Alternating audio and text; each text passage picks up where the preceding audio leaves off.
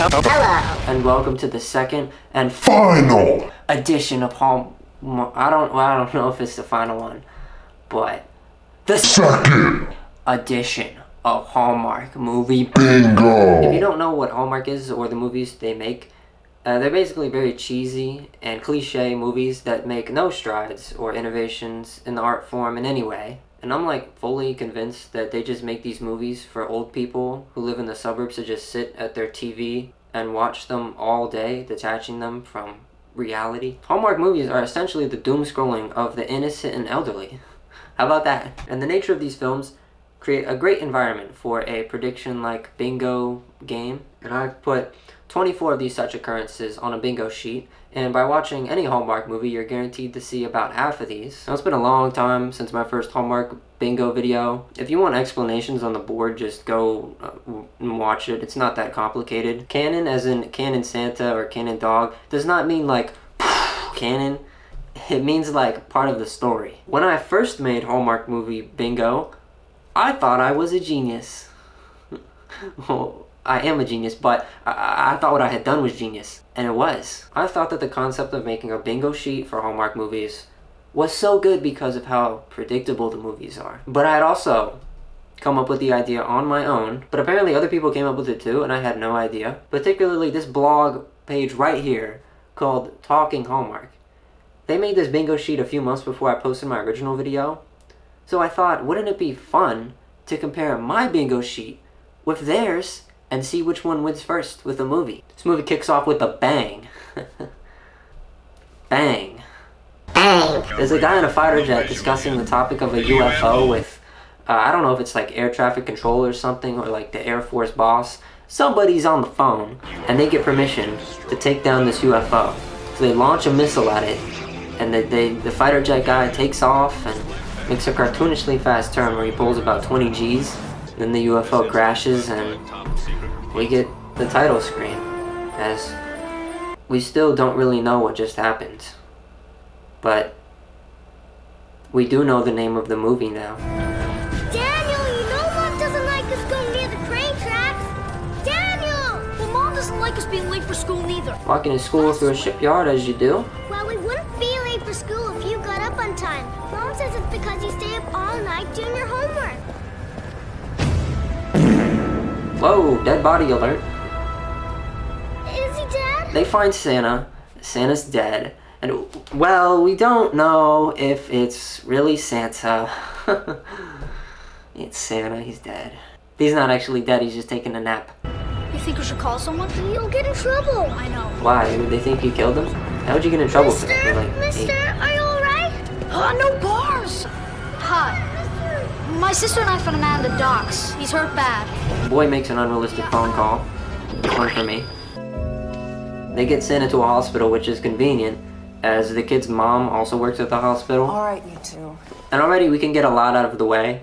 Not only is this woman the mother of the children, but she also doesn't have a husband. Because, well, we need her to have a love interest in the movie. Duh.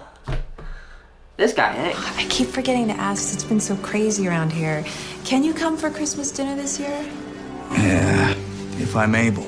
And the last time I checked, the weekend does not look like that, so I don't think he will be going to dinner. I don't see anything unusual. No, these are the coordinates. What are we looking for exactly? The government apparently sent out these two detectives who claim to work for Homeland Security to look for the UFO crash site from the beginning. And where are they? Other than the shipyard that our kids found not Santa in, taking a nap. I think we can start to put the pieces together here. The UFO from the beginning was Santa's sled. When they shot him out of the air, he landed in the shipyard, but because he was taken to the hospital, he's not there anymore. So when the detectives show up to find him, he's not there anymore. Unidentified craft at incomprehensible speeds, disregarding all legal airspace, national sovereignty, imposing an unacceptable threat to national security. You mean flying saucers?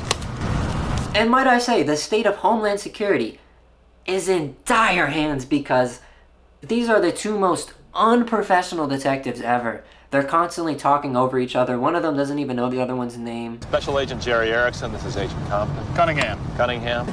These are Special Agents Erickson and Callahan. Cameron. Cunningham. Okay, Kevin. Yeah. And the guy playing the older detective, who's like Ben Stiller's brother, thinks he's way too good of an actor to be in this kind of movie. But still, they have some pretty funny moments. Hey, that's our John Doe. That's right. Wait, he's Santa Claus?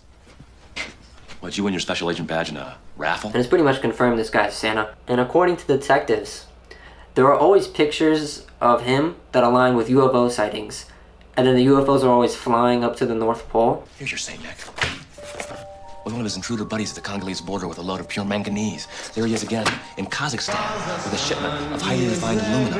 Again and again and again and again over the years, these shipments just disappear off the world market. And when they do, scores of UFO reports, always traveling north. We track them across the Arctic Circle, the North Pole, and then they vanish. Also, we learned that the kid's dad is dead.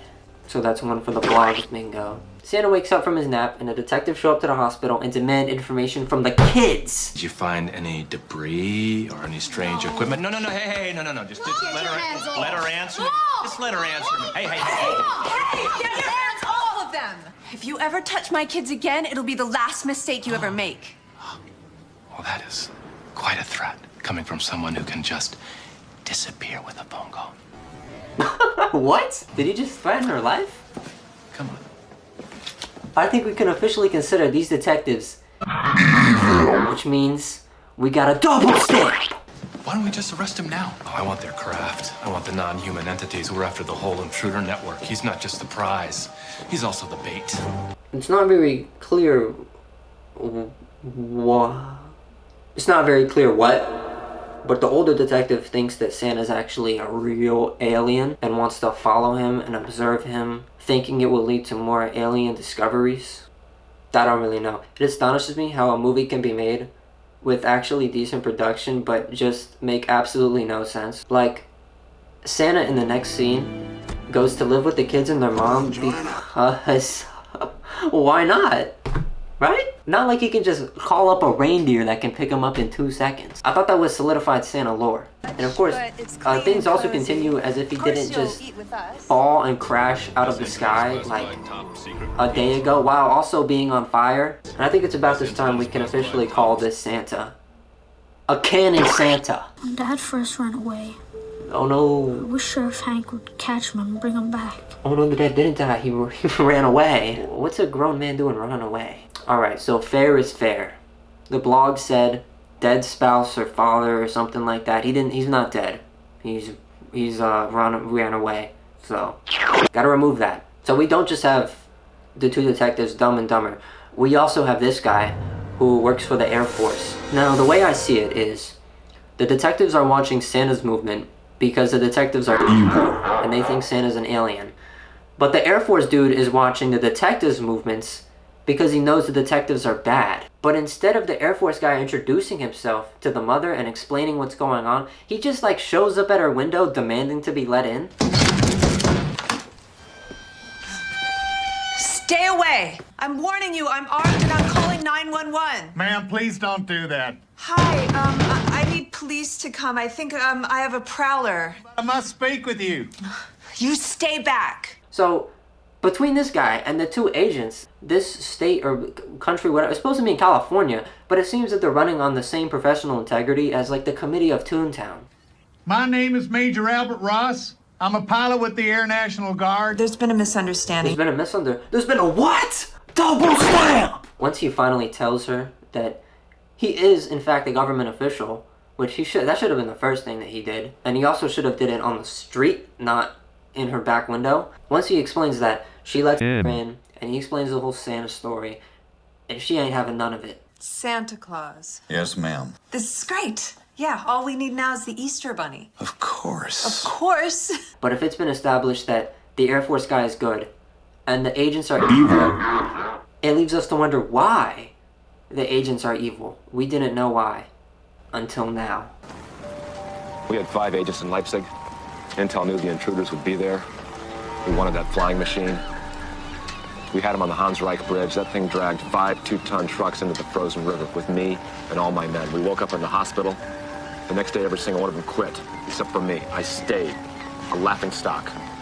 That old guy did not make me happy. That old guy ruined my career. Do you want to make me happy? It's not a question. You want to make me happy, Agent Cunningham? You want to nail this guy, then dig deep and find that killer instinct. Never mind.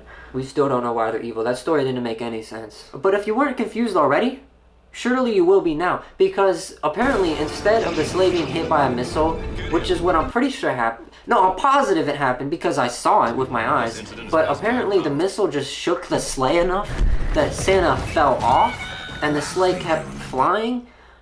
Did the writer start filming the movie and get halfway through and just be like, wait, if Santa crashed and destroyed his sled, how will we ever get home? This doesn't make any sense. What if the sled just didn't crash? Yeah, but we already filmed that and edited it. So what? So wouldn't that like ruin the continuity of the film? What do you say? Ruin the what? Oh my god.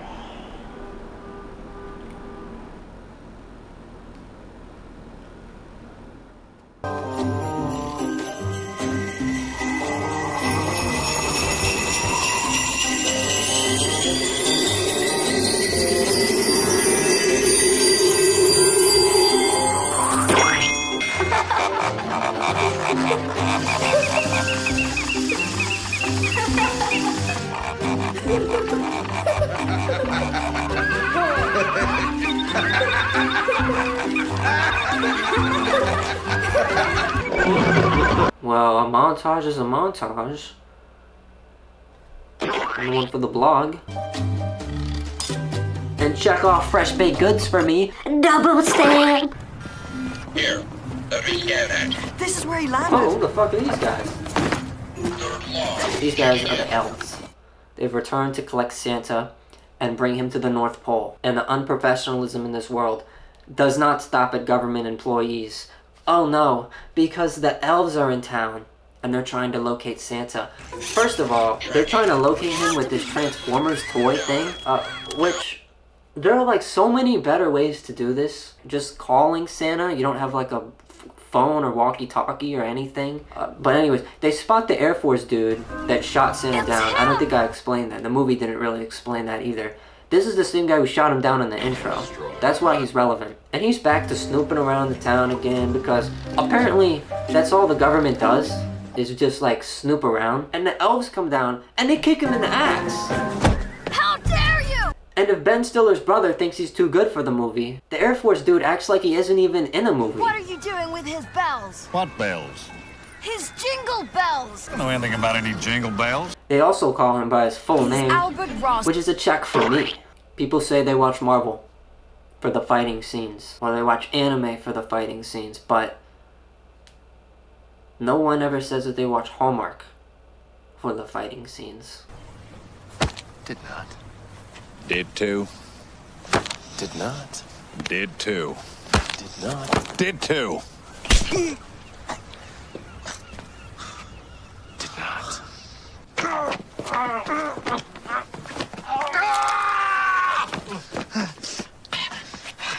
So the whole movie has boiled down to Christmas Eve and Christmas Eve dinner. The policeman, Hank, is playing hard to get. You think you can get me and Joanna together? Well, I'm pretty sure it's on my list. What can I say? That ship sailed a good 10 years ago. Check that off. The kids like him, but the mom wants him for Christmas dinner. He does not seem to oblige, or he does not seem to he does not seem to go along with it. But Santa's also going to be there because he's living with the family. And the elves have arrived in town to take Santa home, so they're going to be there. And Chekhov, the character, has to return home. The two detectives also decide that they're going to arrest Santa on Christmas Eve because they know he will be at the house. But the Air Force guy also wants revenge for getting his ass kicked by the elves and then his nuts kicked by Ben Stiller's brother. So there's a lot of stuff going on. And this is a trend I noticed from Hallmark movies, is that they always leave a lot of stuff for like one event, and the build-ups are actually decent. Like there's a lot of shit that's gonna happen, but they always seem to let me down, and let down I am. Ben Stiller's brother gets absolutely bitched by Santa.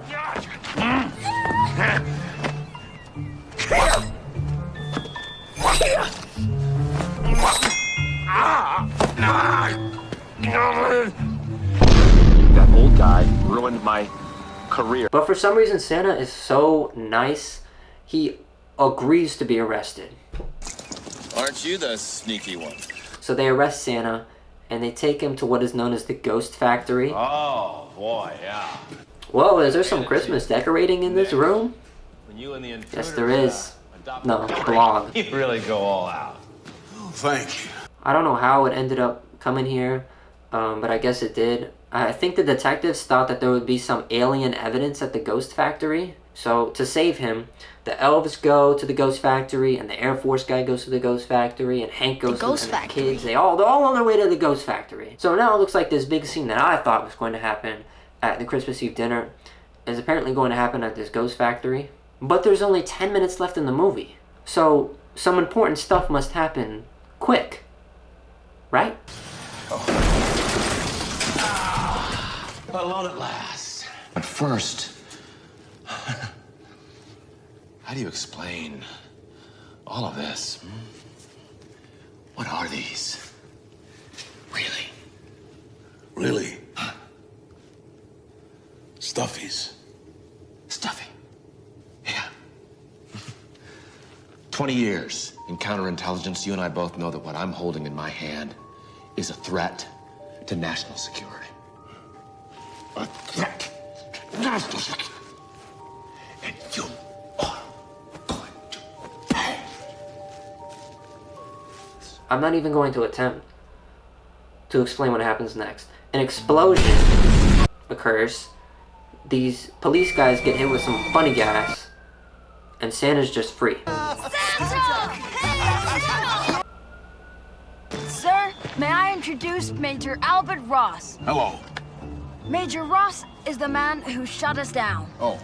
But I guess he's been pretty helpful since then. Wait, what did he do? I know he shot Santa out of the air, but for like the next 95% of the movie, he was just snooping around.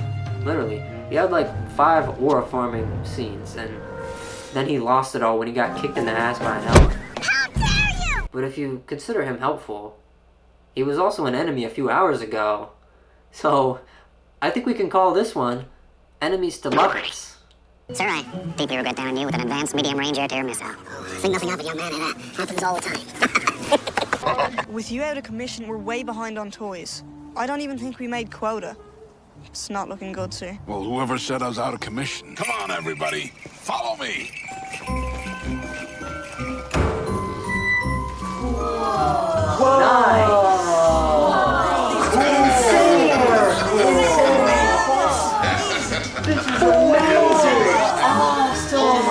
What do you think? We're gonna make it. Incredible!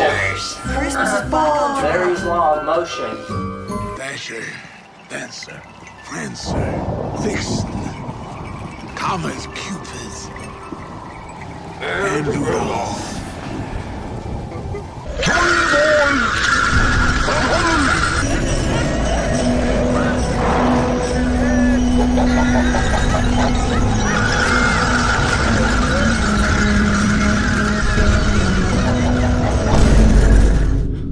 So he could call the reindeer, he just needed the bells? Okay, that actually makes sense. It would have been helpful if they explained that to us. That he could have just called the reindeer at any moment and just ended the movie. But well, I didn't know that. I didn't know he needed the bells. They never said that. Do I have unanswered questions? Yes. Do I feel good after watching this? No. I actually felt bad for the detectives. They were evil, but like goofy evil.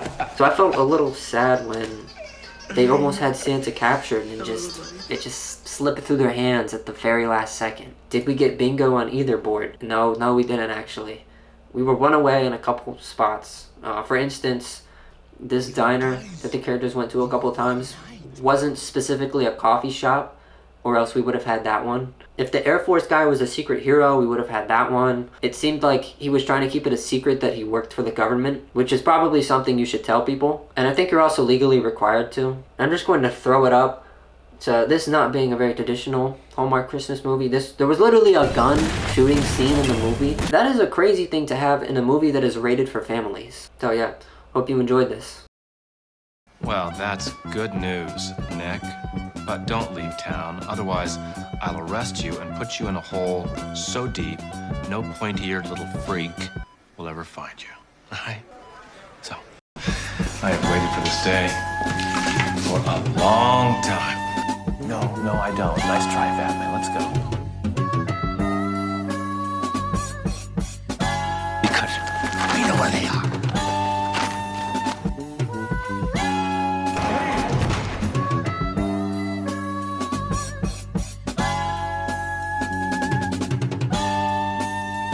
comment, and subscribe. And turn on the notification bell.